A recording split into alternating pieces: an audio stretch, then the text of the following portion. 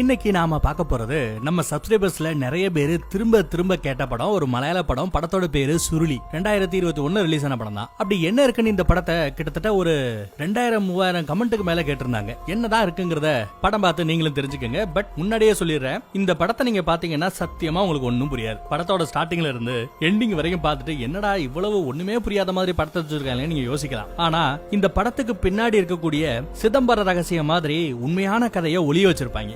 அந்த ஒளிய வைக்கப்பட்டிருக்கிற உண்மையான கதையை தான் இந்த திரைக்கதை முடிஞ்சதுக்கு பின்னாடி நான் உங்களுக்கு விளக்கி சொல்ல போறேன். சோ கிளைமேக்ஸ் வரைக்கும் ஸ்கிப் பண்ணாம பாருங்க. சேனல் புதுசு, மிஸ்டர் தமிழன் தாட்ஸ் அப்படிங்கிற சேனல் புது சேனல். இந்த சேனலை சப்ஸ்கிரைப் பண்ணாம பாத்துக்கிட்டு இருந்தீங்கன்னா கொஞ்சம் இதையும் சப்ஸ்கிரைப் பண்ணி விடுங்க, கொஞ்சம் சிறப்பா இருக்கும். சரி வாங்க வீடியோக்குள்ள போகலாம். இந்த படத்தோட ஸ்டார்டிங் சீனே ஒரு கார்ட்டூன் படத்தை காமிக்கிற மாதிரி ஒரு பழைய இதிகாச காலத்து கதையை சொல்றாங்க. அதாவது ஒரு நம்பூதிரி, அவருக்கு ஒரு சேரி வருது. இந்த மாதிரி காட்டுக்குள்ள வழி தெரியாம சுத்துறவங்களை ஒரு அதீத சக்தி அந்த மக்களை தவறான பாதையில வழிநடத்துது அப்படின்னு கேள்விப்பட்டு அந்த அதீத சக்தியை பிடிக்கிறதுக்காக வராரு. இங்கிலீஷ்ல வந்து அதை ஃபேந்தோம் அப்படின்னு சொல்லுவாங்க. அந்த ஃபேந்தோமை பிடிக்க வராரு. காட்டுக்குள்ள வராரு, எல்லா இடத்துலயும் தேடி பாக்குறாரு. ஒரு அழகான, அதே சமயம் கொஞ்சம் பாக்குறதுக்கு பயமுறுத்தக்கூடிய ஒரு ஃபாரஸ்டா பாக்குறாரு, ஒரு காட்டை பாக்குறாரு. இங்க இருக்கக்கூடிய மரம், செடி, கொடி, விலங்குன்னு எல்லாத்துக்குமே இந்த நம்பூதிரி யாரு, இவர் பேரு திருமேனி அப்படின்னு உட்பட எல்லாமே தெரியும். ஆனா அவருக்கு தான் இங்க இருக்கிற இந்த ரகசியங்களை பத்தி எதுவும் தெரியறது இல்ல. இவரோட இந்த பயணத்துல அப்படியே போற வழியில பார்த்தா ஒரு பால் மாதிரி ஒண்ணு இருக்குங்க. ஒரு பந்தை பாக்குறாரு. ஆஹா நல்லா இருக்கே அப்படின்னு எடுத்துக்கிட்டு அவரோட தலைக்கு மேல ஒரு கூடை இருக்கும். அந்த கூடை மேல அந்த பாலை தூக்கி போட்டுறாரு. வீட்டுல கொண்டு போய் பசங்களுக்கு விளையாட கொடுக்கலாமே அப்படின்னு இவருக்கு நினைப்பு. ஆனா தூக்கி தலை மேல வச்சுக்கிட்டு இருக்கிறது பால் கிடையாது, அது ஒரு ஆன்டிடஸ், எறும்பு திணி விலங்கு அப்படின்னு அதை சொல்லுவாங்க. அந்த எறும்பு திணியை தான் தலைக்கு மேல அவர் வச்சிருந்திருக்காரு. இவரும் சுத்துறாரு சுத்துறாரு சுத்துறாரு. அந்த காட்டுக்கு நடுவுல வழி தெரியாம ஒரு மாட்டிக்கிறாரு. எங்கிட்டு சுத்தினாலும் ஒரே இடத்துக்கு தான் வந்து சேர்றாரு. ஐயோடா அப்படின்னு நொந்து போய் இருக்கிறச்ச மேல இருக்கிற அந்த எறும்பு திணி நான் வழிகாட்டுறேன், சரியான வழியை காட்டுறேன்னு சொல்லிட்டு அவரை அந்த பக்கம் இந்த பக்கம் சொல்லி கூட்டு போய் அலக்கழிச்சுக்கிட்டே இருக்குங்க. கடைசியா பார்த்தா நம்ம நம்பூதிரி தேடி வந்த அந்த பாந்தோம்ங்கிறது, அந்த அதீத சக்தி, அதுவே இந்த எறும்பு திணி தான் அப்படிங்கிறது அவருக்கு கடைசி வரை தெரியல. கதை முடிஞ்சிருச்சு, அவ்வளவுதான். ஆனா இன்னும் கேரளால இருக்கிற நிறைய பேர் சொல்லுவாங்க இந்த கதை உண்மைனும், இந்த கதையில வரக்கூடிய அந்த நம்பூதிரி இன்னும் அந்த காட்டுல சுத்தி தெரிஞ்சுக்கிட்டே தான் இருக்காரு அப்படின்னு சொல்லப்படுகிறது. இந்த ஒரு பிளாஷ்பேக் கதையை போட்டுட்டு தான் அதுக்கப்புறம் மேட்ரு என்ன அப்படிங்கிற அந்த மேட்ருக்கே வராங்க. ஒரு 2 போலீஸ்காரர், ஒரு எஸ்ஐ, ஒரு ஏட்டையா, நல்ல குண்டா மொரப்பா திரியற பாத்தீங்களா, அவர் தான் எஸ்ஐ. நல்ல அழகா ஒல்லியா இருக்கான் இல்லையா, அவன் தான் ஏட்டையா. பேரு சாஜீவன். அவங்க போலீஸ், ஆனா போலீஸுக்கு பதிலா மஃப்டி ட்ரெஸ்ல வந்திருக்காங்க. இவங்க ஜாய் அப்படிங்கிற ஒரு ஆளை, ஒரு குற்றவாளியை தேடி வந்திருக்காங்களா. அந்த குற்றவாளி எப்படி இருப்பான், அவன் மூஞ்சி முகர எப்படி இருக்கும், ஐடி ப்ரூஃப்லயாவது அவன் பேரு முழுசா போட்டிருக்குமா, இது எதுவுமே தெரியாது. இவங்களுக்கு தெரிஞ்ச ஒரே ஒரு க்ளூ, இவங்க தேடுற குற்றவாளி ஜாய் அப்படின்னும் அவன் மயிலாடும் பரம்பு அப்படிங்கிற ஒரு ஊர்ல இருக்கிறதாவும் இவங்க கேள்விப்பட்டு அந்த ஊரை தேடி தான் அவங்க வந்திருக்காங்க. அந்த மயிலாடும் பரம்பு அப்படிங்கிற அந்த கிராமத்துல தங்கன் அப்படிங்கிற ஒருத்தவர், அங்க லோக்கல் ஊர்க்காரர் தான். அவரோட ரப்பர் தோட்டத்துக்கு குழி தோன்ற வேலைக்காக வந்திருக்கிறதா போய் சொல்லி இவங்க இங்க வந்திருக்காங்க. அந்த ஊருக்கு எப்படி போறதுன்னு பக்கத்துல ஒரு கடையில விசாரிச்சா, அப்போ அங்க 2 பேரு பேப்பரை படிச்சு ஏதோ பேசிட்டு இருக்காங்க. இங்க பாருப்பா கொடுமைய, அமெரிக்கால 2 மனுஷங்களை ஏலியன் கடத்தி கொண்டு போயிடுச்சாம்பா, ஸ்பேஸ் ஷிப்ல தூட்டு போயிடுச்சாம்பா அப்படின்னு நியூஸ்ல வந்த ஒரு கதையை பத்தி புரணி பேசிட்டு இருக்காங்க. அப்படியே கடைக்காரர்கிட்ட எப்படி அந்த கிராமத்துக்கு போறதுன்னு நம்ம போலீஸ்காரங்களும் வழி கேட்க, பாருங்க அந்த பக்கத்துல ஒரு ஜீப் நிக்கும், அந்த ஜீப்ல ஏறினீங்கன்னா அவங்களே கூட்டு போவாங்கன்னு சொல்ல இவங்களும் ஜீப் கிட்ட வந்து விசாரிப்பாங்க. இன்னும் சில பேர் வர வேண்டி இருக்கு, வெயிட் பண்ணுங்க கூப்பிடுறோன்னு ஜீப்போட டிரைவர் சொல்ல அவங்களும் வெயிட் பண்ணிட்டு இருப்பாங்க தம்ம போட்டுக்கிட்டு. அப்ப அவங்க தம் போட்டுட்டே பேசும்போது சில உண்மைகள் நமக்கு தெரிய வருங்க. என்ன அப்படின்னா, இவங்க தேடி வந்திருக்கிற அந்த ஜாய்ங்கிறவன் 3 முக்கியமான குற்றங்களை பண்ணிருக்கான். 1, பர்மிஷன் இல்லாம விலங்குகளை வேட்டையாடுவானா. 2வது குற்றம் கொலை பண்ணிருக்கானா. 3வது குற்றம் சின்ன பசங்களை கூட தப்பான நோக்கத்துல தொடர்றது. இந்த மாதிரி சேட்டை எல்லாம் பண்ணிருக்கான். இந்த 3 குற்றமும் பண்ணிருக்கான்னு சொல்லி தான் அவனை நம்ம பிடிக்க வந்திருக்கோம் சொல்லிட்டு எஸ்ஐ அந்த ஏட்டையா கிட்ட விளக்கம் சொல்லிக்கிட்டு இருக்காரு. அதுக்குள்ள ஜீப் ரெடி ஆயிட சார் வாங்கன்னு கூப்பிட இவங்கள ஏறி போறாங்க. இதுக்கு முன்னாடி ஒரு 2 போலீஸ் அவனை தேடி இங்க வந்திருக்காங்க. வந்தவங்க திரும்பி போகவே இல்லையா. அதனால நம்ம சேஃபா இருக்கணும் அமைச்சரேன்னு பேசிட்டு தான் இவங்க 2 பேரும் வண்டியில ஏறாங்க. இவங்க போலீஸ்காரங்க இந்த ஜீப்ல இருக்கவங்க கிட்ட கூட அவங்க காமிச்சுக்கல. என்ன கிராமத்துக்கு எதுக்காக வந்திருக்கேன்னு கேட்டா இவங்களும் அதே கதையை தான் சொல்றாங்க. இந்த மாதிரி குழி தோன்றதுக்காக வந்திருக்கிறோம் அப்படின்னு சொல்லிட்டு இருக்காங்க. போற வழியில எல்லாம் நம்ம எஸ்ஐ அநியாயத்துக்கு டயலாக் விட்டுக்கிட்டே இருப்பாரு. என்ன சொன்னாலும் எவனும் பதில் சொல்லாம கெக்கப்பக்கன்னு சிரிச்சுக்கிட்டு சமத்தா அப்படியே வருவாங்க. பரவாயில்லையே, உங்க கிராமத்து மக்கள் எல்லாம் இவ்வளவு தன்மையா நல்லவங்களா இருக்காங்களேன்னு கூட எஸ்ஐ நல்லா புகழ்ந்து பேசிட்டே வருவாருங்க. ரொம்ப கரடு முரடா இருக்கும் இந்த பாதை, ஏகப்பட்ட வலிவும் நெளிவும் இருக்கும். அப்படி அவங்க போற வழியில கருப்பா ஏதோ ஒண்ணு தெரியும். என்னடா அப்படின்னு பார்த்தா மேபி இவங்க கோயிலா இருக்கும்னு நம்ம எஸ்ஐ சொல்றாரு. அடுத்து ஒரு சின்ன பாலம் மாதிரி இருக்குங்க. அதை கடந்து இந்த பக்கத்துல வரதா இருந்தா ஜீப்ல யாருமே உட்காரக்கூடாது, எல்லாரும் இறங்கி இந்த பக்கத்துல வந்துருவாங்க. அதுக்கப்புறம் அந்த ஜீப்புக்கு அப்படி வா இப்படி வான்னு சொல்லிட்டு அந்த மரக்கட்டை மேல கஷ்டப்பட்டு அவர் வண்டி ஏத்திட்டு வருவாப்ல. கரெக்டா வழி சொல்லி இந்த பக்கத்துல எல்லாம் ஏறுவாங்க. ஏறினதும் ஆகா சூப்பரா ஓட்டுறையா அப்படின்னு சொல்லிட்டு ஜீப்ல ஏறி உட்காருவாரு நம்ம எஸ்ஐ. அப்பதாங்க நம்ம டிரைவர் அவன் சுயரூபத்தையே காமிக்கிறான். பச்சையா திட்டுறான், குடும்பத்தையே இழுத்து திட்டுறான். அவங்க எல்லாம் இறங்கி நடங்க போல நடந்து போடா வெண்ண அப்படின்னு திட்டிர இவருக்கு சேம் பப்பி ஷேம் ஆயிடுங்க. கொஞ்ச தூரம் போய் ஜீப் நிக்கும். இப்ப வந்து ஏழை துறங்கடா வெண்ணைகளா அப்படின்னு திட்டுவேன். அதுக்கப்புறம் இவங்க ஏறுவாங்க. முன்னாடி ஏறாம இந்த தடவை பின்னாடி ஏத்தி விட்டுருவாங்க. என்ன ஆராத்தி எடுத்து கூப்பிடணுமா, வாங்கடா டேசுகளா அப்படின்னு குடும்பத்தையே திட்டி மித்த ஆட்களும் கூப்பிடுவாங்க. இவங்களை யார் நல்லவங்க நினைச்சாங்க நம்ம ஆட்கள். இந்த தம்மா துண்டு மர பிரிட்ஜ பாலத்தை தாண்டதுக்கு அப்புறம் தான் அவங்க சுயரூபத்தையே காட்டுறானுங்க. அடுத்து வண்டி போய் அந்த கிராமத்துல போய் நிக்குதுங்க. அந்த கிராமத்தோட எல்லையிலேயே ஒரு சாராய கடை இருக்கும். அந்த கடைக்கு இவங்க வராங்க. நம்ம டிரைவர் புதுசா 2 சரக்கு கூட்டு வந்திருக்கேன், எங்களுக்கு ஃப்ரீயா ஊத்தி விடு அப்படின்னு சொல்ல சரின்னு சொல்லிட்டு வந்த ஆட்கள் எல்லாத்துக்கும் ஃப்ரீயா சரக்கு ஊத்தி கொடுக்குறாரு அந்த சரக்கு மாஸ்டர். சரக்கு மாஸ்டரோட பொண்டாட்டி புருஷனை விட பயங்கர மோசமானவ போல. எல்லாருக்கும் கள்ளச்சாராயத்தை நல்லா காய்ச்சி கொடுக்க எல்லாரும் சாப்பிட்டு பயங்கரமா ஆட்டி அடிச்சுக்கிட்டு இருக்கானுங்க. அப்புறம் இவங்க தேடி வந்த ஆள் யாரு, அவருக்கு நாங்க குளிவட்டறதுக்காக வந்தோம்னு சொல்ல அந்த ஆளு ஊருக்கே மாசுக்கு ஒருத்ததான் வருவான். வர்ற வரைக்கும் நீங்க சோத்துக்கும் தங்குறதுக்கும் என்ன பண்ணுவீங்க, பேசாம இங்கேயே தங்கிங்க அப்படின்னு நம்ம சாராய கடை முதலாளி சொல்லிட இவங்களுக்கு சந்தோஷம். சும்மா இல்ல போ இங்க உட்காந்து வேலை செய்யணும் அப்படின்னு சொல்ல இவங்களும் சரின்னு சொல்லிடுறாங்க. அன்னைக்கு நைட் இங்கே தங்குறாங்க. தங்கும் போது பார்த்தா திடீர்னு நம்ம ஏட்டையாவுக்கு ஒரு கனவுல 2 ஏலியன்கள் இந்த காட்டுக்கு நடுவுல நடந்து போற மாதிரியா அவர் ஃபீல் பண்ணுவாரு. பயந்து போய் வெளியில வந்து பாப்பாப்ல. வெளியில வந்து பார்த்தா ஒரு நெருப்பு மேற்கு பக்கத்துல இருந்து கிழக்கு திசை நோக்கி ஸ்வைங்னு போறத பாப்பாரு. அதிசயமா இருக்கு அவருக்கு. அடுத்து அந்த கடையிலேயே சமைக்க செய்ய எல்லா வேலைக்கும் எடுபடி வேலைக்கும் இவங்களை பயன்படுத்த ஆரம்பிச்சாச்சு. ஏட்டையா அதுலயும் சூப்பரா சமைப்பாரு போல. வாவ் அருமையா சமைக்கிறப்பா, ஆமா உன்னை எங்கேயோ பார்த்த மாதிரி இருக்கே அப்படின்னு நம்ம சரக்கு கடை முதலாளி சொல்றாப்ல. அதே மாதிரி அந்த ஊர்ல இருக்க சில பேரும் சொல்றாங்க. வாய்ப்பு இல்ல சார், நான் முதல் தடவை இப்பதான் இந்த கிராமத்துக்கு வர்றேன் அப்படின்னு நம்ம ஏட்டையாவும் சொல்லுவாப்ல. சமைக்கும் போதே இந்த மேட்டர் எல்லாம் நடந்துகிட்டு இருக்கு. அடுத்து ஏதோ ஒரு வேலை இருக்குன்னு சொல்லிட்டு நம்ம சாராய கடை முதலாளி ஏட்டையாவை கூட்டிட்டு அப்படியே போறாப்ல. இவங்க போலீஸ்காரங்கிறது இவங்களுக்கு தெரியாதுங்கிறது ஞாபகத்துல இருக்கட்டும். அப்படியே கூட்டு போவாப்ல. அப்படி போற வழியில நம்ம ஏட்டையா லைட்டா பிட்ட போட்டு பாப்பா. இந்த ஊர்ல இருக்கவங்க எல்லாம் எப்படி எதுக்காக எல்லாத்தையும் விட்டுவிட்டு இங்க இவ்வளவு மலை உச்சியில உட்காந்து கஷ்டப்பட்டு இருக்காங்க அப்படி எல்லாம் விசாரிக்க இந்த ஊர்ல இருக்கிற நிறைய பேரு விதவிதமான தப்புகளை பண்ணிட்டு அதுக்கப்புறம் சட்டத்துக்கு பயந்து இங்க ஓடி வந்து ஒளிஞ்சுக்கிட்டவங்க தான். ஒரு பயம் நல்லவங்க கிடையாதுன்னு சொல்லிட்டு நம்ம சாராய கடை முதலாளி சொல்லுவாப்ல. அதையும் தாண்டி அதிகமானவன்ட்ட ஒழுங்கா மூடிட்டு வாடா அப்படின்னு திட்டிட்டு கூட்டு வருவாப்ல. ஏதோ ஒரு சரக்க ஒரு சாக்கு பையில போட்டு எடுத்துட்டு இவங்க வருவாங்க. வர்ற வழியில இந்த ஆளு பேசவே மாட்டாப்லையா, உம்முனே இருக்காரு. நம்ம ஏட்டையா விசாரிச்சா அவன் அப்படிதான் சரியான திமிரு பிடிச்ச பைய. தான் முத பொண்டாட்டி சேட்டை பண்ணான்னு சொல்லிட்டு அடிச்சே கொண்டு விட்டான். இப்போ 2வது பொண்டாட்டியை வச்சு வாழ்ந்துகிட்டு இருக்கேன். இவங்கிட்ட எல்லாம் வச்சுக்காத என்ன அப்படின்னு திட்டுறாரு. இது ரத்த பூமி, பார்த்து சூதாராம நடந்துக்கிடே அப்படின்னு சொல்லிட்டு போறாப்ல. அடுத்து நம்ம ஏட்டையா இன்னொரு தடவை சான்ஸ் கிடைக்கும் போது சரக்கெல்லாம் இறக்கி வச்சுட்டு தனியா காட்டுக்குள்ள நடந்து போவாரு. அப்போ அங்க ஒரு வீட்டுல ஒரு தாய் கிழவி இருப்பா. கோடாரி வச்சு விறகு வெட்டிக்கிட்டு இருப்பா. மா அப்படின்னு கூப்பிட அவங்க இவன் பக்கத்துல வந்து இவனோட மூஞ்சிய பாப்பாங்க. யாரா தம்பி எதுக்காடா இங்க இருக்க அப்படின்னு கேட்பாங்க. இல்ல தங்கத்தோட தோட்டத்துல பல்ல வெட்ட வந்தோம், குழி வெட்ட வந்தோம், தங்கம் எங்க இருக்காப்ல அப்படின்னு கேட்க இன்னும் பக்கத்துல வந்து அந்த கிழவி இவனோட மூஞ்சிய பார்த்ததும் என்ன நினைச்சதுன்னு தெரியலங்க. கோடாரி எடுத்துட்டு அப்படியே இவனை வெட்டி கொள்றதுக்காக விரட்டிக்கிட்டே வருது. அட கிழவி பைத்தியம் முடிச்ச கிழவின்னு சொல்லிட்டு இவன் அப்படியே தெரிச்சு ஓடுவான். இந்த அம்மா விடாம விரட்டிக்கிட்டே வரும். எதுக்கு இந்த அம்மாக்கு இவ்வளவு ஆக்ரோஷம் இவனை பார்த்ததும் அப்படின்னு தெரியலங்க. ஒரு ஸ்டேஜுக்கு அப்புறம் ஓடி போய் திரும்பி பார்த்தா கிழவி அங்க இல்ல, எஸ்கேப் ஆயிட்டாப்ல. அப்புறம் கடைக்கு வந்து நம்ம எஸ்ஐயா கிட்ட நான் எவ்வளவு முயற்சி பண்றேன், எவ்வளவு வேலை பாக்குறேன், நீங்க ஆட்டுக்க ஜாலியா திரிறீங்க அப்படின்னு திட்டிட நீ எந்திரிச்சு வெளியில நில்றா, நான் தாண்டா எஸ்ஐ, நான் உட்காரண்டான்னு சொல்லிட்டு உட்காந்துட்டு எங்க சலிட்டர்ரா நாயே அப்படின்னு சொல்ல ஏட்டையா சலிட் அடிக்கிறார். நான் எஸ்ஐ உயரதிகாரி, யாருமே இல்லாத டைம்ல என்ன சார்னே சொல்லி கூப்பிடு சரியா அப்படின்னு திட்டுவாரு. என்ன சார் இந்த ஊரு நிறைய பேர் என்ன எங்கேயோ பார்த்த மாதிரி இருக்கு, பார்த்த மாதிரிக்கிறாங்க, எதுக்குன்னு தெரியல. ஒரு கிழவி கோடாரி எடுத்துட்டு என் மூஞ்சிய பார்த்ததும் வெட்ட வர்றா, அதுவும் எதுக்குன்னு தெரியல. நீங்க என்னடா வந்த வேலையை விட்டுவிட்டு எப்ப பார்த்தாலும் குடின்னு குடியிலேயே இருக்கீங்களேன்னு திட்டுறான். ஒரு நாள் 2 நாள் முடியிற கதையில தம்பி, இதெல்லாம் மாச கணக்கா வருஷ கணக்காகும், பொறுமைதான் முக்கியம் அப்படின்னு அட்வைஸ் பண்ணிட்டு இருக்கும் போது ஜன்னல் வழியா நம்ம சாராய கடை முதலாளி இந்த பக்கம் எட்டி பாக்குறாரு. எட்டி பார்த்துட்டு நாளைக்கு உங்களுக்கு எல்லாத்துக்கும் லீவு, இந்த கடையை நல்லா நீட்டா சுத்தம் பண்ணி கிளீன் பண்ணி வச்சுக்கோங்க, என் பையனுக்கு இங்க ஒரு விசேஷம் வச்சிருக்கிறேன் அப்படின்னு சொல்லிட்டு போறாப்ல. அடுத்த காலையில இவங்க வெளியில போய் நல்லா ஆயி எல்லாம் போயிட்டு கழுவிட்டு கடைக்கு வராரு. கடைக்கு வந்து பார்த்தா கடையோட முதலாளி இங்க சிலுவை வைக்கணும், வெளியில வாங்க, இங்க தான் சமைக்கணும், இங்க தான் ட்ரெஸ் மாத்திப்பாங்க ஃபாதரியார்ஸ் எல்லாம் அப்படின்னு எடுத்து சொல்லிட்டு இருக்காரு. ஏதோ ஃபாதரியார் எல்லாம் வருவாங்க, விசேஷம் நடக்க போதான். யோ இது சர்ச்சா சர்ச்சை தான் நீங்க சாராய கடை ஆக்கிருக்கீங்களா அப்படின்னு நம்ம எஸ்ஐ கேட்க தேவையில்லாத கேள்வி அட கொடுக்குமா நடந்துக்க அப்படின்னு திட்டுறாரு. அதுக்கப்புறம் பார்த்தா தடபடலா மைக் செட் எல்லாம் கட்டி எல்லாரையும் வருக வருகன்னு கூப்பிடுறாங்க. சமையல் எல்லாம் தடபடலா நடந்துகிட்டு இருக்கு. பாதிரியாரையும் ஜீப்ல கூட்டு வந்துடுறாங்க சிட்டிக்குள்ள இருந்து. பாதிரியார் விறுவிறுன்னு வர பின்னாடியே ஊர்க்காரங்க எல்லாம் ஒண்ணு சேர்ந்துறாங்க. சொன்ன மாதிரி அந்த விசேஷம் ரொம்ப சிறப்பா நடக்குது. எல்லாருக்கும் சாப்பாடு போட எல்லாரும் சாப்பிட்டுட்டு இருப்பாங்க. சாப்பிட்டுட்டு இருக்கும் போதே எல்லாம் நல்ல சாப்பாடு நல்லா இருக்கா, அது நல்லா இருக்கா, இது நல்லா இருக்கான்னு நம்ம பசங்க கேட்டுக்கிட்டு ஒவ்வொருத்தரையும் பத்தி விசாரிக்க ஆரம்பிப்பாங்க. பாதிரியார் அப்புறம் அங்க இருந்து போனது பின்னாடி மறுபடியும் சர்ச்சு சாராய கடை ஆயிடும். அப்புறம் இவங்க 2 பேரும் நடந்து போய்கிட்டு இருக்கும்போது அங்க ஒரு தூண்களை காமிப்பாங்க. அந்த தூண்கண்ணுல புரியாத மாதிரி நிறைய குறியீடுகள் இருக்கும். அப்படியே சொலண்டு சொலண்டு சொலண்டு சொலண்டு சொலண்டு சூறாவளி மாதிரி ரவுண்ட் ரவுண்டா போட்டு வச்சிருப்பாங்க. புரியாத ஏலியன் மொழியில கூட என்னமோ எழுதி வச்சிருப்பாங்க. அப்புறம் அன்னைக்கு ராத்திரி நம்ம சாராய கடையில 2 குரூப்புக்கு நடுவுல சண்டை.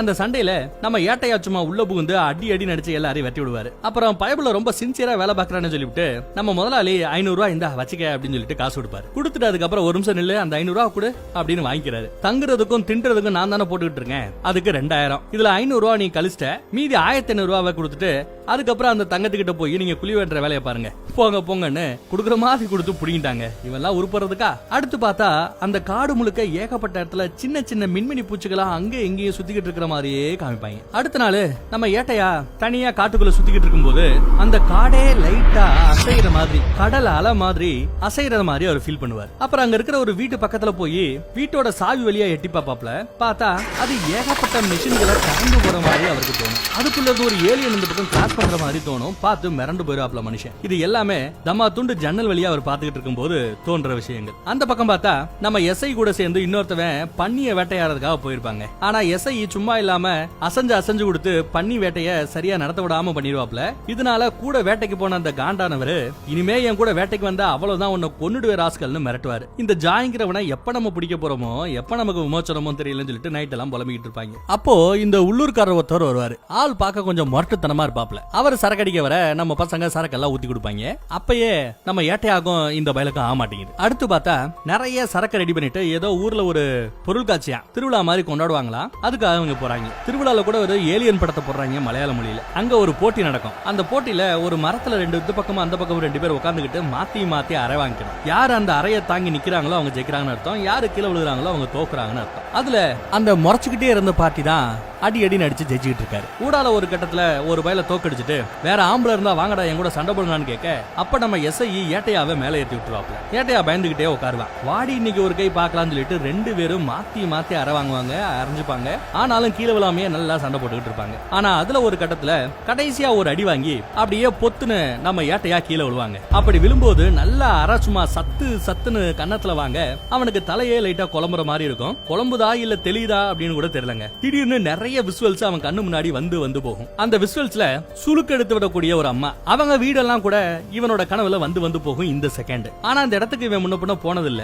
ஏன் அந்த மாதிரி கனவு வருதுன்னு அவனுக்கு ஒன்னும் புலப்படலங்க. அடி வாங்க வாங்க வாங்க அவனுக்கு எவ்வளவோ காட்சிகள் தென்படும். அதுக்கப்புறம் பொத்துன்னு கீழே விழுந்து தோத்து போயிடுவான். கண்ணமெல்லாம் செவந்து போக அவங்க அந்த பொருட்காட்சியை முடிச்சுட்டு வீட்டுக்கு வந்தாச்சு. வந்ததுக்கு அப்புறம் பார்த்தா எஸ்ஐ மட்டும் நடுராத்திரி நேரம் முழிச்சு பாப்பாப்ல. பக்கத்துல நம்ம ஏட்டையா இருக்க மாட்டாப்ல. எங்க ஏட்டையாவை காணாமன்னு தேடிக்கிட்டு இருக்கும்போது திடீர்னு ஏட்டையா பிரம்ம பிடிச்ச மாதிரி வந்து நிக்கிறாங்க. எங்கே ஆளக்கானா வந்து படியா அப்படின்னு சொல்ல வந்து ஏட்டையாவும் படுத்துக்கிறாரு. அடுத்த நாள் காலையில என்னடா நடுராத்திரி ஆளக்கானமன்னு கேட்டா கெட்ட வார்த்தையில எஸ்ஐவே திட்டுறாரு நம்ம ஏட்டையா. இங்கதான் படுத்து கிடந்தேன், உச்சா அச்சா எடுக்க போயிருப்பேன், என்ன குற்றவாளியை விசாரிக்கிற மாதிரி விசாரிக்கிறீரு அப்படின்னு திட்டுறாரு நம்ம ஏட்டையா. அடுத்து எஸ்ஐ கிட்ட பேசிட்டு கடைக்குள்ள வந்துட்டு அங்க உடஞ்சு போல ஒரு கண்ணாடியில வித்தியாசமா அவன் பாக்குறாங்க. கண்ணாடியை நேருக்கு நேரா பார்த்து ஏதோ ஒரு வில்லத்தனத்தோட அவன் சிரிப்பா பாருங்க.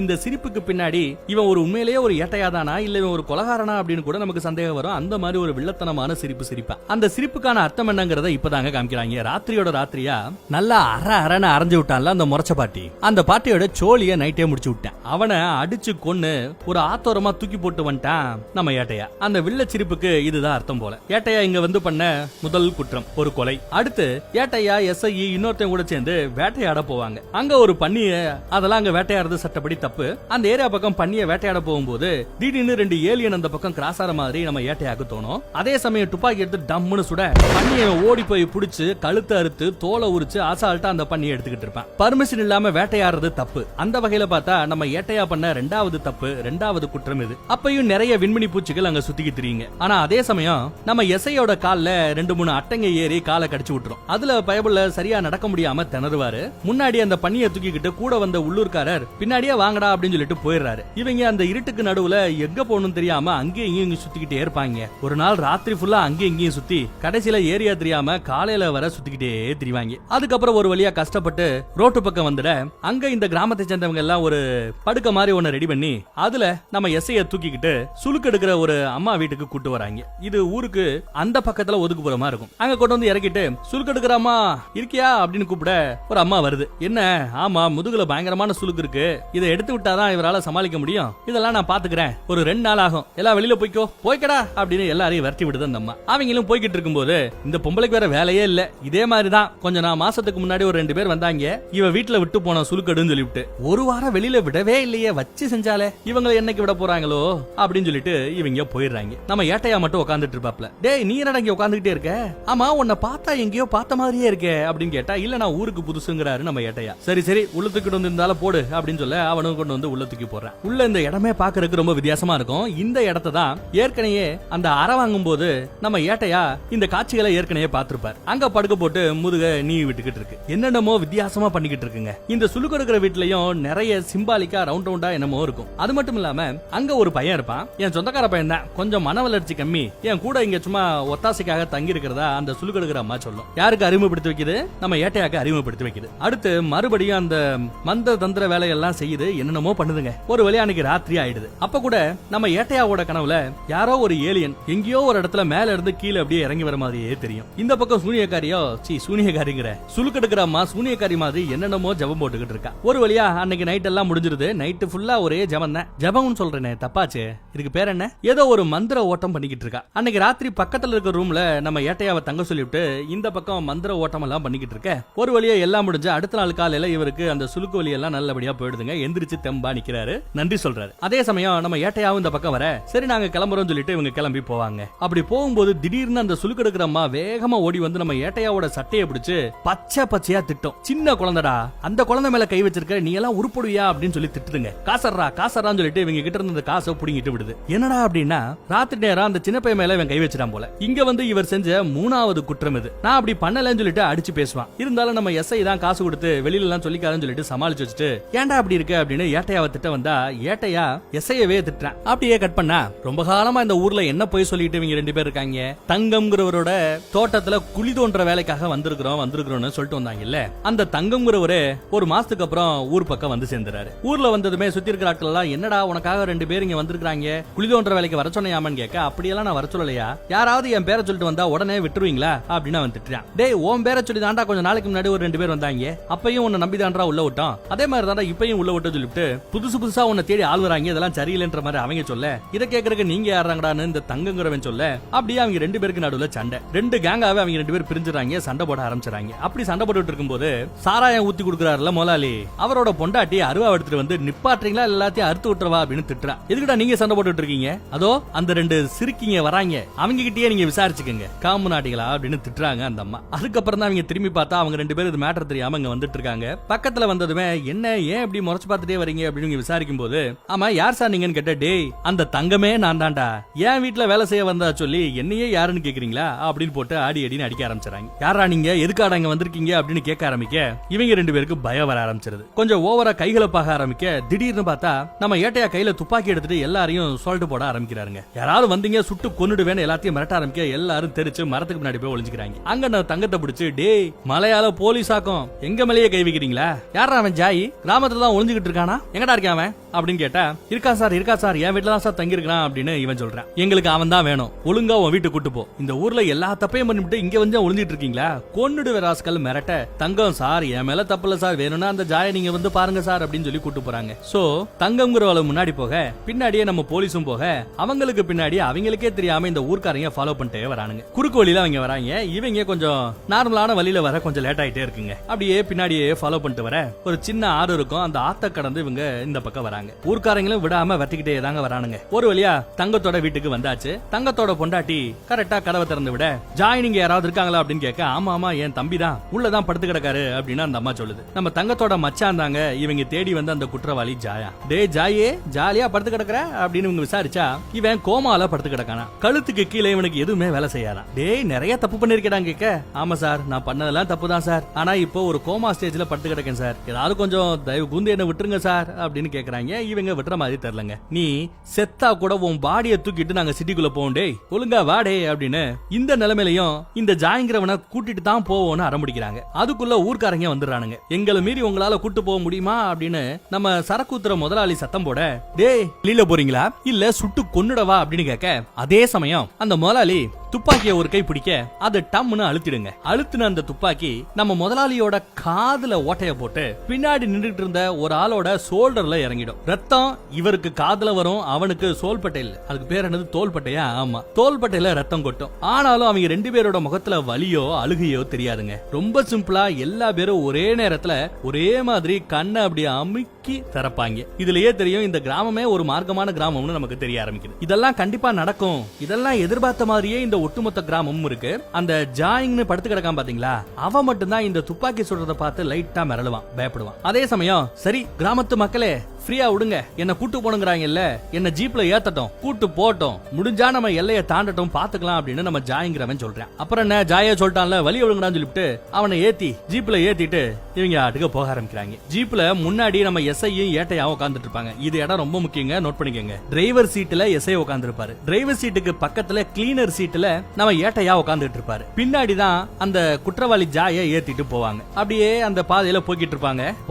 போவாங்க சுத்தி சுத்தி போவாங்க. எத்தனை தடவை சுத்தினாலும் ஒரே இடத்துக்கு வர மாதிரியே அவங்களுக்கு தோணும். என்னடா அது வலி கிளி தப்பா போறோமா அப்படின்னு அவங்க சுத்திட்டே இருப்பாங்க. அப்பதான் சார் இது ஒண்ணு இந்த ஊருக்கு புதுசு இல்ல சார், ஒரு காலத்துல நம்பூதிரி ஒருத்தவர் இந்த ஏரியா பக்கம் வந்தார், அவரு இன்னும் இந்த ஏரியால சுத்திக்கிட்டு இருக்கிற மாதிரி தான் ஒரு பழைய இதிகாச கதையெல்லாம் இருக்குன்னு அந்த பழைய கதையை பத்தி எல்லாம் பின்னாடி உட்கார்ந்துட்டு இருக்கிற அந்த ஜாயிங்கிறவன் சொல்லுவாங்க. பார்த்தா அதே சமயம் இந்த கிராமம் முழுக்க விண்மினி பூச்சிகள் சுத்திக்கிட்டு இருந்ததுல அந்த மின்மினி பூச்சிகள் இவங்களை ஃபாலோ பண்ணிட்டு பின்னாடியே வந்துகிட்டு இருக்குங்க. முதுன்னு ஃபாலோ பண்ணிட்டு வருது. உண்மையை சொல்ல போனா ஃபாலோ பண்ணிட்டு வருது மின்மினி பூச்சிகளா இல்ல வேற ஏதாவது அமானுஷ்யமானு கூட தெரியாது. அப்படியே பாத்துக்கிட்டு இருக்கும்போது திடீர்னு முன்னாடி சீட்ல உட்கார்ந்துகிட்டு இருந்த நம்ம ஏட்டையாவே அந்த கிராமத்துக்காரங்க மாதிரி கண்ணை அப்படியே அமுக்கி சிமிட்டுவாப்ல. அதை பார்த்து நம்ம எஸ்ஐ அப்படியே மிரண்டு போவாரு டிரைவர் சீட்ல உட்கார்ந்துட்டு இருக்கவர். அதே சமயம் ஏகப்பட்ட விண்மினி பூச்சிகள் இவங்க வந்து அந்த பாதையிலேயே சுத்தி வரும்போது அது ஒரு பெரிய சுழல் மாதிரி இருக்கும். அந்த பாதை, அந்த பாதையோட நடு பகுதியில இதுக்கப்புறம் போறதுக்கு இடம் இல்லங்கிற மாதிரி தான் ஜீப்பை வந்து நம்ம எஸ்ஐ நிப்பாட்டி இருப்பாப்ல. அதே இடத்துல எல்லா மின்மினி பூச்சிகளும் அப்படியே ஒன்னு சேர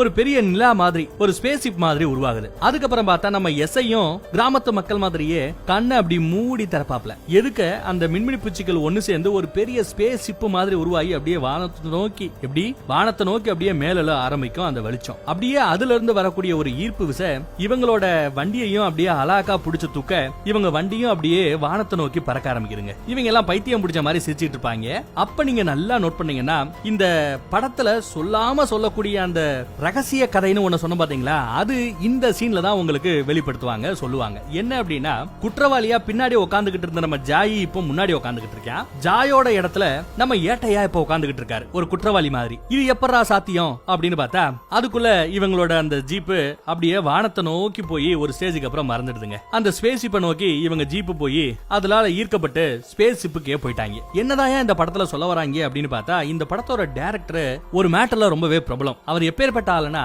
படத்தை அழகா புரியுற மாதிரி எடுத்து கொடுத்து பொதுமக்களுக்கு அவர் படமா எல்லாம் எடுத்து கொடுக்க மாட்டாரா. அவர் என்ன சொல்றாருன்னா பொதுமக்கள் எல்லாத்தையும் பார்த்து கேட்கிறாரு, நீங்க என்ன சின்ன குழந்தைகளா சமைச்சு வாயை தரன்னு சொல்லிட்டு வாயில ஊட்டி விடுறதுக்கு, சமைக்கத்தான் முடியும், நீங்களா தான் பார்த்து புரிஞ்சுக்கணும், எடுத்து சாப்பிடணும்னு சொல்ற ஒரு கேஸ். அதுக்காகவே நிறைய விஷயங்களை ரொம்ப டீப்பான விஷயங்களை சொல்லாம விட்டுருவாப்லையா. புரிஞ்சுக்கிட்டவங்க ஆஹா எவ்வளவு அருமையான படம் அப்படின்னு சொல்லுவாங்க, புரியாதவங்க மொக்க படம்னு சிம்பிளா ஒரு வார்த்தையில முடிச்சு போயிடுவாங்க. இப்போ இந்த கதைக்கு பின்னாடி இருக்கிற அந்த ரகசிய கதையை இப்ப நான் எடுத்து சொல்றேன், உங்களுக்கு விலக வைக்க பாக்குறேன். அவரோட டைரக்டரோட செயல சொல்றா இருந்தா எடுத்து உங்களுக்கு ஊட்டி விட நான் தயார். சொல்ல போனா அந்த ஊட்டி விடுற கான்செப்ட்ல தான் நம்ம சேனலே ஆரம்பிச்சோம் இல்லையா. நம்மள பார்த்து இப்போ ஒரு 100 சேனல் வந்துருச்சு, சந்தோஷம். ரைட், இப்ப மேட்டருக்கு வருவோம். என்னதான் அந்த படத்துல சொல்ல வராங்க அப்படின்னா அப்படியே பிளாஷ்பேக்ல நிறைய மேட்டர் நம்ம கேதர் பண்ணணும். எப்பா எடிட்டர் பெருசா விளக்கம் சொல்றேன்னு சொல்லிட்டு ஒத்த இமேஜை காமிச்சு எல்லாத்தையும் அப்படியே முடிச்சிடாத. நான் விளக்கம் சொல்ல சொல்ல சொல்ல அந்த விளக்கத்துக்கு ஏத்த மாதிரி சீன்ஸ் ஃப்ரண்ட்ல இருக்கும், ஸ்டார்டிங் சீன்ல இருந்து இருக்கும். அதெல்லாம் எடுத்து போட்டு அப்படியே மேட்ச் பண்ண பார்க்கணும். ரைட். இந்த படத்தோட ஸ்டார்டிங் சீன்லயே ஒரு டீ கடையில 2 பேரும் புறணை பேசுவாங்க பாத்தீங்களா?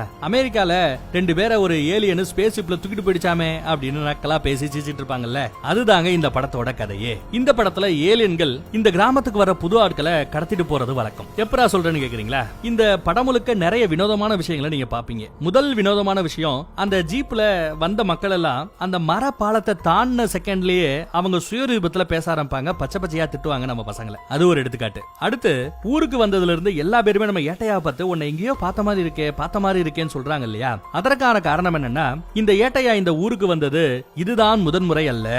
இதுக்கு முன்னாடியே இந்த ஏட்டையா இங்க வந்திருக்கிறார். அது எப்படா வந்தாருன்னு கேக்குறீங்களா? அதான் இந்த படத்தோட கதையில ஒரு இடத்துல சொல்லுவாங்க பாத்தீங்களா, கொஞ்சம் மாசத்துக்கு முன்னாடி ஒரு 2 பேர் வந்தாங்க, இந்த சுளுக்கெடுக்கிற அம்மா வீட்டுல விட்டோம், ஒரு வாரம் வச்சு செஞ்சால அப்படின்னு சொல்லிட்டு போவாங்க பாத்தீங்களா? அந்த புறணில தான் கதையே இருக்கு. பல மாதங்களுக்கு முன்னாடி 2 போலீஸ்காரங்க ஒரு குற்றவாளியை தேடி இங்க வந்திருக்காங்க. அந்த குற்றவாளியோட பேரெல்லாம் நமக்கு தெரியாது, ஏதோ ஒரு குற்றவாளியை தேடி இங்க வந்திருக்காங்க. அப்படி வந்தவங்கல ஒரு ஆள் தான் நம்ம ஏட்டையா. இப்போ இந்த கதையில விஷுவலே கிடையாது நான் சொல்ல போற இந்த சீன் எல்லாம் நடந்தது அப்படின்றதுக்கு. ஆனா இதெல்லாம் படத்தோட ஸ்டார்டிங் சீனுக்கு முன்னாடி சில மாதங்களுக்கு முன்னாடி நடந்த கதை. விஷுவல்ஸ் இருக்காது, நீங்களா தான் இமேஜின் பண்ணிக்கணும். நம்ம ஏட்டையா பல மாதங்களுக்கு முன்னாடி இன்னொரு போலீஸ்காரரோட இங்க வந்திருக்கிறார். யாரோ ஒரு குற்றவாளியை தேடி வந்திருக்காங்க. வழக்கம் போல இந்த சரக்கு கடையில தான் தங்கத்தோட வீட்டுக்கு குழி தோண்ட வந்திருக்கதா சொல்லி சரக்கு கடையில வேலை அப்படியே போய்கிட்டு இருக்கு. வேட்டையாட போன இடத்துல நம்ம ஏட்டையாவுக்கு கால்ல 2 அட்டைங்க கடிக்க ஆரம்பிக்குது. அதுக்கப்புறம் திடீர்னு முதுகுல அவருக்கு சுளுக்கு பிடிக்க ஆரம்பிச்சிருது. யாருக்கு? ஏட்டையாக்கு எஸ்ஐக்கு இல்ல. ஓகே, ஏட்டையாக்கு சுளுக்கு பிடிக்க ஆரம்பிக்க அவரை தூக்கிக்கிட்டு ஊரே கொண்டு போய் அந்த சுளுக்கம்மா வீட்டுல விடுது. கூட பாத்துக்கிறதுக்காக அந்த இன்னொரு போலீஸ் இருக்காங்க. அன்னைக்கு ஃபுல்லா அந்த அம்மா ஏதோ மந்திரம் எல்லாம் போட்டு அதுக்கப்புறம் இவங்களை வெளியில அனுப்பிச்சு விட்டுருது. ஒரு வாரத்துக்கு அப்புறம் அப்படி வந்தவங்க அந்த குற்றவாளியோட வீட்டை கண்டுபிடிச்சு அவங்க வீட்டுக்கே போயிறாங்க. தங்க வரா,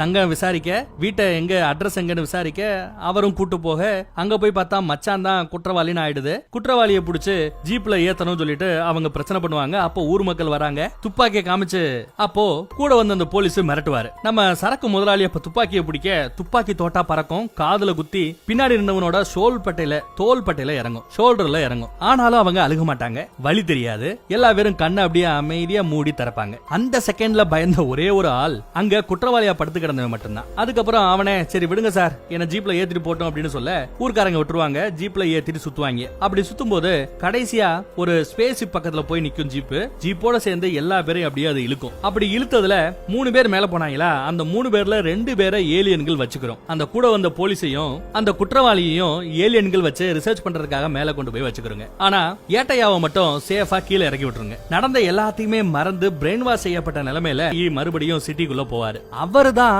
இந்த ஊர்ல ஜாய்ங்கிற ஒருத்தவன் இருக்கான். அவன் இந்த மாதிரி 3 தப்புகளை பண்ணிட்டு ஊரை ஏமாத்திக்கிட்டு இருக்கான் அப்படின்னு பொருளைய ஊர் முழுக்க பரப்பிடுவாரு. உண்மைதான், பொருளையோட கிடையாது, உண்மைதான். 3 குற்றங்களை பண்ணதா நம்ம ஏட்டையா சொல்லுவாரு. 1 பர்மிஷன் இல்லாம வேட்டையாடுறது, 2வது கொலை பண்ணிருக்கான்ட்டும், 3வது சின்ன பசங்க மேல கை வச்சிருக்கான் அப்படின்ட்டு 3 குற்றம். அதை தேடிதான் அவங்க வராங்க. அதுக்கப்புறம் நடந்த மேட்டர் தான் நீங்க பாத்திருப்பீங்க. படத்தோட கிளைமேக்ஸ்ல ஜீப்ல பின்னாடி குற்றவாளி உட்கார்ந்துகிட்டு இருப்பான், முன்னாடி நம்ம ஏட்டையா உட்கார்ந்துட்டு இருப்பாரு. அடுத்த செகண்ட் பார்த்தா இவங்க 2 பேரும் இடம் வருவாங்க. இதுல என்ன சொல்லாம சொல்ல வராங்க அப்படின்னா, நமக்கு விஷுவலே இல்லாம ஒரு முன்கதை சுருக்கம் சொன்னேன் பாத்தீங்களா, அதுலயும் இந்த ஜீப் மேல போச்சு. இப்ப அடுத்து நீங்க படத்தோட கிளைமேக்ஸ்ல ஒரு ஜீப் மேல போச்சு, இதுக்கு அப்புறமும் இதே மாதிரி ஒரு சுழல் இருக்கும், அந்த சுழல்லையும் இதே மாதிரி ஒரு ஜீப் மேல போகும் அப்படின்னு சொல்ல வராங்க. அப்படி இதற்கு அப்புறம் எதிர்காலத்துல இதே மாதிரி ஒரு சுழல் உருவாகும் போது அப்ப குற்றவாளி இடத்துல உட்கார போறது யாரு அப்படின்னு பார்த்தா நம்ம ஏட்டையா தான். ஏன்னா ஏற்கனவே இருந்த குற்றவாளி பண்ணதா சொன்ன அந்த 3 குற்றங்களையும் இப்போ நம்ம ஏட்டையாவே செஞ்சிருக்கிறார். சோ ஃபர்ஸ்ட் பார்ட்ல ஒரு போலீஸா உள்ள வந்தவர், அடுத்து ஏட்டையாவா வந்து அந்த 3 குற்றங்களையும் பண்ணவர், அடுத்த 3வது சுழல்ல குற்றவாளி அந்த ஜாய்ங்கிறவனோட இடத்துல நம்ம தங்கத்துக்கு மச்சானா அந்த வீட்ல கோமா ஸ்டேஜ்ல படுத்து கிடக்க போறவர் நம்ம ஏட்டையா தான். இது ஒரு சுழல். இது ஏன் திரும்ப திரும்ப நடக்குது அப்படின்னா, ஏலியன்களுக்கு அப்ப 2 மனுஷங்க தேவை. அதுவும் பிரச்சனை இல்லாம மனுஷங்களை கடத்திட்டு போகணுன்றதுக்காகவே இந்த ஒரு சுழலை உருவாக்கி விட்டுருக்கு இந்த ஏலியன்கள். இதுதாங்க கதை. அப்போ இதுக்கு அப்புறம் நடக்க போற அந்த எதிர்காலத்தை நம்மளால இந்த கதையை வச்சே கணிக்க முடியும். குற்றவாளி இடத்துல நம்ம ஏட்டையா இருக்க போறான், நம்ம ஏட்டையா இருந்த இடத்துல அடுத்து எஸ்ஐ இருப்பாப்ல, அதுக்கு அடுத்த சுழல்ல ஏட்டையா இருந்த இடத்துல எஸ்ஐ இருந்தாரா, அதுக்கு அடுத்த சுழல்ல குற்றவாளியாவே எஸ்ஐ மாறிடுவாரு. அப்ப இன்னொருத்தையும் வருவான், எஸ்ஐ போஸ்ட்ல இருப்பான், அடுத்து ஏட்டையாவோட கேரக்டருக்கு வருவான், அதுக்கப்புறம் குற்றவாளி கேரக்டருக்கு வருவான், அடுத்து இன்னொருத்தன் வருவான், அந்த ஜீப்ல டிரைவரா உட்காருவான், அடுத்து பக்கத்து சீட்ல உட்காருவான், அடுத்து பின்னாடி சீட்ல குற்றவாளியா உட்காருவான். இது ஒரு சுழல் மாதிரி திரும்ப திரும்ப நடந்துகிட்டு இருக்குங்க. இதுதாங்க இந்த படத்தோட உண்மையான கதையே. அது மட்டும் இல்லாம கிராமத்துல எல்லா பேரும் நம்ம ஏட்டையா பத்தி எங்கேயோ பார்த்த மாதிரி இருந்துச்சு சொன்னாங்கல்ல, அதற்கான காரணமும் கொஞ்ச காலத்துக்கு முன்னாடி இவன் தான் இங்க வந்து போயிருப்பான். அதனாலதான் அவங்க எங்கேயோ பார்த்த மாதிரி இருக்கேன்னு சொன்னாங்க. அது மட்டும் இல்லாம ஒரு கிழவி கோடாரி எடுத்துட்டு இவனை விரட்டிட்டே வரும். கிளைமேக்ஸ்ல சுலுக்கெடுக்கிற அம்மா கூட இவனை தான் தப்பா சொல்லும். ஏன் அப்படின்னா இந்த குற்றத்தெல்லாம் ஏற்கனவே இவன் பண்ண வேணா அவங்களுக்கு தெரியும். அதனாலதான் இவனை சந்தேகப்பட்டு தான் வீட்டுல இருக்கிற குழந்தைகளை அவன் தொற்றக்கூடாதுன்னு சொல்லிவிட்டு கோடாரி எடுத்து வெட்ட வந்துச்சு அந்த கிழவி. அது மட்டும் இல்லாம அந்த கிளைமேக்ஸ் சீன்ல துப்பாக்கி தோட்டா காதுல குத்தி தோள்பட்ட வழியா வரும்போது கூட அவங்க அழுகாம இருப்பாங்க, வழி தெரியாம இருப்பாங்க. அதே மாதிரி அவங்க கிட்ட ஒரு சர்ப்ரைஸ் இருக்காது. ஒரு துப்பாக்கி சுடுதுன்னா எல்லாரும் அலற வேண்டாம். எல்லா பேரும் ஏற்கனவே இது பல தடவை அவங்க பார்த்து பார்த்து புளிச்சு போன மாதிரி எதிர்பார்த்த மாதிரியே தான் அவங்க அப்படியே கம் இருப்பாங்க. ஏலியன்களால மைண்ட் கண்ட்ரோல் இருக்கிறதுனால அவங்களுக்கு வலியும் தெரியல. அதே சமயம் அந்த செகண்ட் இதெல்லாம் பார்த்து லைட்டா பயந்தவ யாருன்னு பாத்தீங்கன்னா படுத்து கிடந்த அந்த குற்றவாளி மட்டும்தான். ஏன் அப்படின்னா இந்த சுழல்ல அந்த குற்றவாளிக்கு அது புதுசு. அவனை தவிர மீதி இருக்கிற கிராம மக்கள் எல்லாருக்கும் இந்த சுழல் 100வது தடவையோ 1000வது தடவையோ அவங்களுக்கு இதெல்லாம் பழசு. அதனாலதான் எல்லா பேரும் ரொம்ப எதிர்பார்த்த மாதிரி ஃப்ரீயா இருக்கும் போது புதுசா அந்த சுழல்ல இருக்கிற நம்ம குற்றவாளி மட்டும் லைட்டா பயந்துருப்பான். எல்லாத்துக்கும் இப்ப விளக்கம் புரியுதா? ரைட். அப்புறம் இந்த கிராமத்துல இருக்கிற எல்லாரும் ஏன் ஒரே மாதிரி கண்ணை சிமிட்டணும் அப்படின்னு பார்த்தா இந்த கண் சிமிட்டுறது தான் சிக்னல். இந்த ஏலியன்களால பாதிக்கப்பட்டவங்க யாரோ அவங்க எல்லாரும் இந்த மாதிரி கண்ணை சிமிட்டுவாங்க. அந்த வகையில பார்த்தா நாம இது வரைக்கும் இந்த கதையில பார்த்தா அத்தனை பேருமே கண்ணை அதே மாதிரி அமுக்கி தான் திறக்கிறாங்க. அப்ப எல்லா பேரும் ஏலியன்களால மைண்ட் கண்ட்ரோல் செய்யப்பட்டவங்க தான். இந்த மாதிரி ஒரு செட்டப்ல ஏலியன்களால நிறுவப்பட்டிருக்கிற கிராமமே இதுதான். இந்த கிராமத்துக்கு புதுசா வரவங்களை தான் ஏலியன்கள் கடத்தி கொண்டு போய் ஆராய்ச்சி பண்ணுது அப்படிங்கறதான் படத்தோட ஸ்டோரி. வேற ஒரு நல்ல படத்துல மறுபடியும் சந்திப்போம். தேங்க்யூ.